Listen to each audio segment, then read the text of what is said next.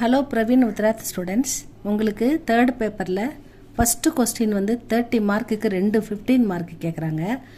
அதில் எக்ஸ்பெக்டடாக இம்பார்ட்டண்ட் ஒன்று பார்க்கலாம் ஸ்டூடெண்ட்ஸ். அது ஏற்கனவே நான் போட்டிருக்கேன் ஒன்று.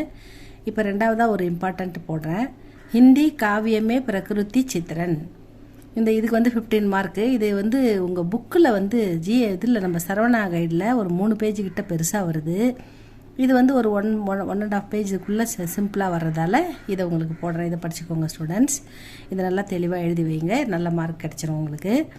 ஹிந்தி காவியமே பிரகிருதி சித்திரன். இந்தி இலக்கிய உலகில் இயற்கையின் வர்ணனை, அதை பற்றின சித்திரன். அதான் ஹெட்லைனு. இந்தி இலக்கிய உலகத்தில் இயற்கையின் வர்ணனை அதை பற்றி தான் கேட்குறாங்க.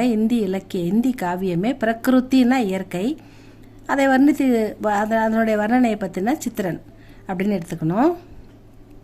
ஃபஸ்ட்டு பேராவில் பாருங்கள், ரூப்ரேகா. அதாவது ரூப்ரேகான்னா உங்களுக்கு குறிப்பு, என்னென்ன குறிப்பு சட்டம், அதில் என்னென்ன ஹெட்லைன் கொடுக்க போகிறோம் அப்படின்னு கொடுத்துருக்காங்க. ரூப்ரேகான்னா குறிப்பு, பூமிகா முன்னுரை, பிரகிருதிக்கே தோ ரூப் இயற்கையின் 2 வடிவங்கள், இந்தி சாகித்ய கே இதிஹாஸ் கே விபின்ன இந்தி சாகித்ய இந்தி இலக்கிய உலகின் வரலாற்று, இதிகாஸ்னா வரலாற்றில் விபின்ன காலம் வெவ்வேறு காலங்களில் பிரகிருதி வர்ணன் இயற்கை வர்ணனை அப்படின்னு எடுத்துக்கணும். உபசங்கார் முடிவுரை. இவ்வளோ தான் நம்ம கொடுக்க போகிற குறிப்பு சட்டம். தலைப்பு பூமிகா. அதை பாருங்கள். பூமிகா முன்னுரை. मनुष्य और प्रकृति के बीच में अटूट संबंध है. மனிதனுக்கும் பிரகிருதி இயற்கைக்கும் இடையில் நடுவில் டூட்னா பிரிக்கக்கூடிய, அட்டூட்னா பிரிக்க முடியாத சம்பந்த உறவு இருக்கிறது.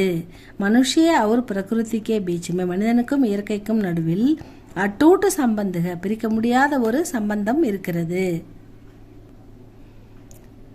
பிரகிருதி மனுஷியக்கே இயற்கை மனிதனுடைய சுக்கு அவர் துக்கு, அதாவது சுகம் துக்கம் இன்பம் துன்பம், கி பாவனாவும் இந்த இன்ப துன்ப உணர்வுகளை படாத்தீக படாத்தீகனா அதிகப்படுத்துகிறது, மிகைப்படுத்துகிறது அப்படின்னு சொல்கிறாங்க. इसलिए सभी பாஷாவோं के इतिहास में, இதனால் எல்லா மொழியிலுமே சபினா பாஷானா மொழி, இதனால் எல்லா மொழிகளிலுமே இத்திஹாஸ் வரலாற்றில் பிரகிருதி வர்ணன் இயற்கை வர்ணன், பிரகிருத்தினா இயற்கை வர்ணன் அப்பனா அழகு ஸ்தான் ரகா, இயற்கை வர்ணன் ஒரு தனி இடத்தை பிடித்திருக்கிறது. அழகுனா தனி, செப்பரேட், ஸ்தான்னா இடம், ஒரு சிறந்த தனித்துவமான இடத்தை பிடித்திருக்கிறது அப்படின்னு எடுத்துக்கணும். வைசேகி இந்தி, அதை போலவே இந்தி சாகித்யமே, இந்தி இலக்கியத்தில் இந்தி இலக்கிய வரலாறுல இந்தி சாகித்யமே பி ஹம் பிரகிருதி வர்ணன் தேக்தேக, இந்தி இலக்கிய வரலாற்றுலேயே நம்ம இயற்கை வர்ணனை தேக்தேக பார்க்க முடிகிறது அப்படின்னு சொல்கிறாங்க. பிரகிருதிக்கே தோ ரூப், இயற்கையின் 2 உருவங்கள். தோ ரூப்னா 2 உருவங்கள்.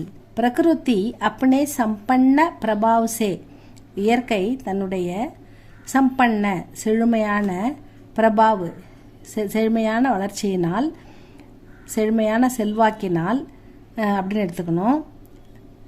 அப்பனே சம்பன்ன பிரபாவ்சே ஹமாரே ஹர்ஷ, நம்முடைய ஹர்ஷ அவர் விஷாதுன்னா இந்த இடத்துல சுக்கு துக்குன்னு எடுத்துக்கணும். சுக்கு துக்குன்னு மேலே கொடுத்துருந்தாங்கல்ல, சுக்குன்னா இன்பம், துக்குன்னா துன்பம். அதே மாதிரி ஹர்ஷன்னா இன்பம், அவர் விஷாதுன்னா துன்பம் அப்படின்னு எடுத்துக்கணும். அமாரே ஹர்ஷ அவர் விஷாது, சுக்கு துக்குன்னு கூட நீங்கள் போட்டுக்கலாம். துகுணா அப்படின்னா 2 மடங்காகவோ, சௌகுணா அப்படின்னா 4 மடங்காகவோ, கர்தேத்திக அதிகரிக்கிறது அப்படின்னு சொல்கிறாங்க. அதாவது ஹர்ஷ இன்ப துன்பம், நமது இன்ப துன்பங்களை துகுணான்னா 2 மடங்காகவோ, சௌகுணான்னா 4 மடங்காகவோ, கர்தேத்திக அதிகரிக்கிறது அப்படின்னு எடுத்துக்கணும். பிரகிருதி சித்திரன் கே தோ ரூப் தேக்னே கோ மில்தே ஹை. இயற்கை சித்திரன் இயற்கை வர்ணனையில் 2 வடிவங்கள் நமக்கு கிடைக்கின்றன. தோ ரூப்னா 2 வடிவங்கள், தேக்னே கோ மில்தே ஹை பார்க்க முடிகிறது, 2 வடிவங்களை பார்க்க முடிகிறது. ஆலம்பன் அப்படின்னா துணை, ஆலம்பன் துணை உருவம், ஆலம்பன் ரூப் வ உத்தீபன் தூண்டும் உருவம், ஒன்று தூண்டுதல் இன்னொன்று துணை அப்படின்னு கொடுத்துருக்காங்க. ஆலம்பன் ரூப் வ உத்தீபன் ரூப். जब प्रकृति मनुष्य की भावनाओं में तीव्रता प्रदान करती है उसे प्रकृति का उद्दीपन रूप कहा जाता है. ஜப் பிரகிருதி மனுஷிக்கு பாவனாவோமே, எப்பொழுது இயற்கை மனிதனின் உணர்வுகளை தீவிரமாக வெளிப்படுத்துகிறதோ, தீவிரமாக வெளிப்படுத்த உதவுகிறதோ. தீவிரதா பிரதான் கர்த்தீக உசே பிரகிருதிகா உத்தீபன், அது நமக்கு தூண்டும் உருவம். உத்தீபன்னா தூண்டுதல், தூண்டும் உருவம் என்று அழைக்கப்படுகிறது. உத்தீபன் ரூப் கஹா ஜாத்தாக. பிரகிருதி கா சுத்த ரூப் மே, பிரகிருதி இயற்கையின் தூய்மைய வடிவத்தை வர்ணன் கர்னா ஆலம்பன் ரூப் கஹா ஜாத்தாக. இயற்கையின் தூய்மையான வடிவத்தை உருவகப்படுத்தி ஓமைப்படுத்தி எழுதும்போது அது துணை உருவம் என்று அழைக்கப்படுகிறது. ஆலம்பன்னா துணை, உத்தீபன்னா தூண்டும் உருவம். आचार्य शुक्ल जी प्रकृति के आलम्बन रूप को अधिक महत्व देते हैं. அதாவது ஆச்சாரிய சுக்லஜி அவருடைய இயற்கை வர்ணித்து எழுதும்போது பிரகிருதிக்கே ஆலம்பன், பிரகிருத்தியை துணை வடிவம், அதாவது ஆலம்பன் இயற்கையான உருவத்தை, இயற்கையான நேச்சரை வர்ணிச்சிருப்பாரு. அதனால அது ஒரிஜினல் உருவத்தை மிகைப்படுத்தாமல் அப்படியே அதை வர்ணிச்சிருப்பாரு. அதுக்கு தான் அது துணை வடிவம். அதுக்கு ஆலம்பன் ரூப்புக்கோ அதிக மகத்துவ தேதி. அவருடைய கவிதைகளில் ஆலம்பன் தான் அதிகமாக இடம்பெற்றிருக்கும் அப்படின்னு சொல்றாங்க. हिंदी साहित्य के इतिहास के विभिन्न कालों में प्रकृति वर्णन. இந்தி இலக்கிய வரலாற்றில், சாகித்யனா இலக்கியம், இதிகாஸ்னா வரலாறு. இந்தி இலக்கிய வரலாற்றில் வெவ்வேறு காலங்களில் பிரகிருதி வர்ணனை, இயற்கையின் வர்ணனை அப்படின்னு தலைப்பு கொடுத்துருக்காங்க.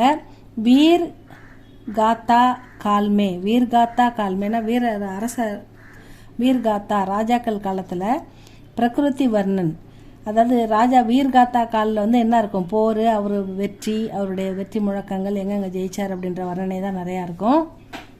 இந்த வீர்காத்தா காலில் பிரகிருதி வர்ணன் நாம் மாத்திர கேலியே ரக்கா, அதில் பேர் மட்டும்தான் இருக்கும், பேருக்கு மட்டும்தான் கொஞ்சம் இருக்கும், அதில் நிறையா இருக்காது. ஏன்னா அதில் வீரப்பிரதாபம் தான் நிறையா இருக்கும். அதனால் பிரகிருதி வர்ணன் நாம் மாத்திர பேரளவில் கொஞ்சம் இருக்கும், அவ்வளோதான் அப்படின்னு சொல்லிட்டாங்க.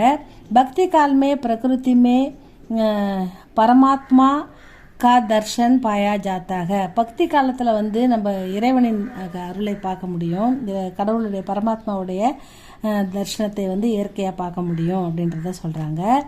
ஆதுனிக்கு கால்மே இயற்கை, அதாவது நவீன புதிய இலக்கிய உலகத்தில், புதிய இலக்கிய வரலாற்றில் பிரகிருதிக்கு ஓர் அதிக தியான் தியா கயா, இயற்கையில் அதிக கவனம் செலுத்தினார்கள் அப்படின்றாங்க. ராஷ்டிரிய கவி மைதிலி சரண் குப்தஜி கே பஞ்சவட்டி, ராஷ்டிரிய கவி தேசிய கவி மைதிலி சரண் குப்தஜியோட பஞ்சவட்டி என்ற காவியத்தில் ஏக்கு உதாகரன் தேக்கியே, ஒரு உதாரணம் கொடுத்துருக்காங்க பாருங்க அப்படின்றாங்க. சாரு சந்திரகி சஞ்சலன் கிர்னோ, அதாவது 4 பக்கமும் பார்க்க அழகாக தெரிகின்ற அந்த சந்திரன், நிலவனுடைய சஞ்சல் கிர்னோ, அழகிய அந்த நிலவனுடைய ஒளி. கேல் ரஹீக விளையாடி கொண்டிருக்கிறது. எங்கே விளையாடுது? ஜல் தல், நிலத்திலும் நீரிலும் விளையாடி கொண்டிருக்கிறது. இந்த அழகான நிலவின் ஒளி நிலத்திலும் நீரிலும் விளையாடி கொண்டிருக்கிறது அப்படின்னு வர்ணித்து எழுதியிருக்காரு.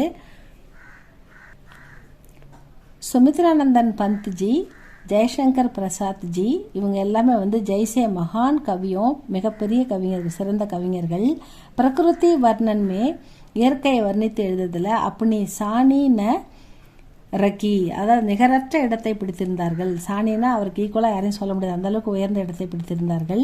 பிரகிருதி மே மான்வீய பாவனாயே சித்திரன் ஹுயி ஹே, இயற்கையில் மனிதனுடைய உணர்வுகள் சித்தரித்து மனிதனுடைய உணர்வுகளும் வெளிப்படுத்தப்பட்டிருந்தது, வர்ணிக்கப்பட்டிருந்தது அப்படின்னு சொல்கிறாங்க. பந்த்ஜினே, அடுத்த பேஜில் பார்க்கலாம் ஸ்டூடெண்ட்ஸ்.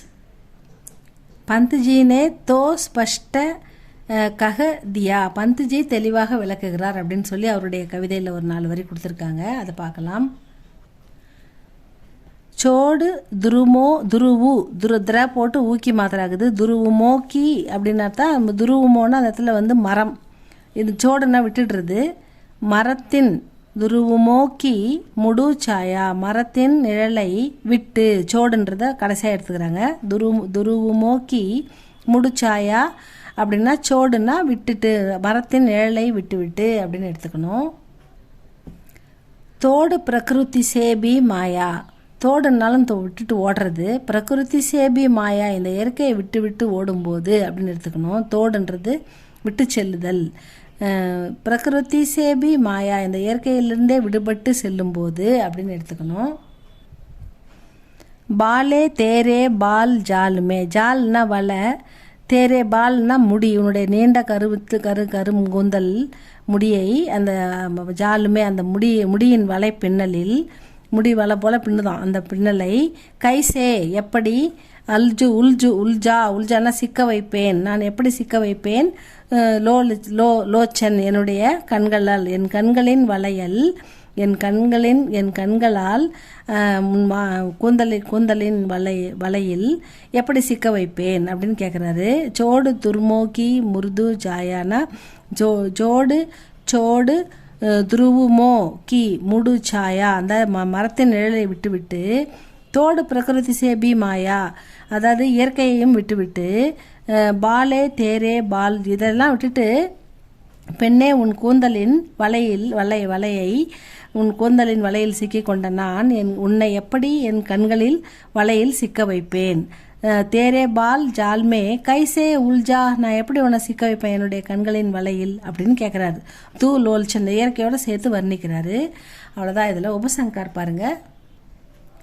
जब तक मानव के मन में राग विराग सुख दुख आदि भावनाएं पाई जाती हैं, அதாவது மனிதனுடைய மனதில் அன்பு, அதாவது ராகுனா மானவுக்கே மண்மேனா மனிதனுடைய மனதில் ராகுனா அன்பு, விராகுனா வெறுப்பு, சுக்குன்னா இன்பம், துக்குன்னா துன்பம், ஆதி பாவனாவும் விருப்பு வெறுப்பு இன்பம் துன்பம் முதலிய உணர்வுகள் பாய் ஜாத்திக எப்போதான் ஒரு மனிதனிடம் இருக்கிறதோ கிடைக்க பெறுகிறதோ, தபு தக்கு அது வரைக்கும், உஸ்கே மன்கே சாத்து அந்த மனிதனின் மனதுடன், பிரகிருதி சித்திரன் இந்த இயற்கை வர்ணனமும் வர்ணன் பி சாத்து ரகேகா, இயற்கை வர்ணனும் அதனோடவே தான் இருக்கும் அப்படின்னு சொல்கிறாரு. இந்தி சாகித்யக்கே இத்திஹாஸ்மே, இந்தி இலக்கிய வரலாற்றில் பிரகிருதி கா சித்திரன் ஜித்தனா சுந்தர் சித்திரன், எவ்வளோ மிக முக்கியமான மிக அதிக அளவில் அழகிய வர்ணனை ஆதுனிக்க யுகமே ஹுவாதா, நவீன இந்தி இலக்கிய உலகத்தில் தான் அதிகமாக இயற்கையை பற்றி வர்ணனை கிடைக்கப்பெறுகிறது. உத்தனா அந்நிய கிசி யுகுமே நகி உவாக, மற்ற யுகங்களில் கிடையாது, இந்த நவீன இலக்கிய உலகத்தில் தான் அதிகமாக இயற்கையை வர்ணித்து கவிஞர்கள் எழுதியிருக்கிறாங்க அப்படின்றத தெளிவாக சொல்கிறாங்க. அவ்வளோதான் ஸ்டூடெண்ட்ஸ். இதெல்லாம் கொஞ்சம் சிம்பிளாக தான் இருக்குது. இந்த கவிதையெல்லாம் உங்களால் எழுத முடியலனா கூட இந்த சென்டென்ஸை மட்டுமாவது எழுதி வைங்க, உங்களுக்கு மார்க் போடுவாங்க. இது 30 மார்க்கில் 1 போட்டாச்சு. சூர் துளசி அதுவும் நான் போட்டுட்டேன். அது உங்கள் சரவணா கைட்லேருந்து போட்டிருப்பேன் பாருங்கள். அதில் ஷார்ட் பண்ணி விடுங்க, எல்லாம் ஒன்று தான், எதை வேணால் படித்து எழுதுங்க. இது ரெண்டுமே இம்பார்ட்டண்ட்டாக உங்களுக்கு இந்த வாட்டி 30 மார்க்குக்கு வந்துடும் ஸ்டூடெண்ட்ஸ். இதுக்கப்புறம் இம்பார்ட்டண்ட் அடுத்த 30 மார்க் கொஸ்டினை பார்த்து அதுக்கு போடுறேன். இது ஜிஎம்பி கைடில் 94, 93, 94 இருக்குது பாருங்கள் பேஜ், உங்களுக்கு ஜிஎம்பி QN புக்கில் இருக்குது பாருங்கள். இது கொஞ்சம் சிம்பிளாக இருக்கிறதால இதில் போட்டிருக்கேன். இது உங்களுக்கு பிடிச்சிருந்தா லைக் பண்ணுங்கள், சப்ஸ்கிரைப் பண்ணுங்கள் ஸ்டூடெண்ட்ஸ். இது இம்பார்ட்டண்ட், இதை நல்லா படிச்சுக்கோங்க. All the best. நல்ல மார்க் எடுக்க உங்களை வாழ்த்துறேன். ஏன்னா அடுத்த இதில் உங்களை வீடியோவில் உங்களை பார்க்கலாம். சப்ஸ்கிரைப் பண்ணுங்கள். தேங்க்யூ ஃபார் வாட்சிங்.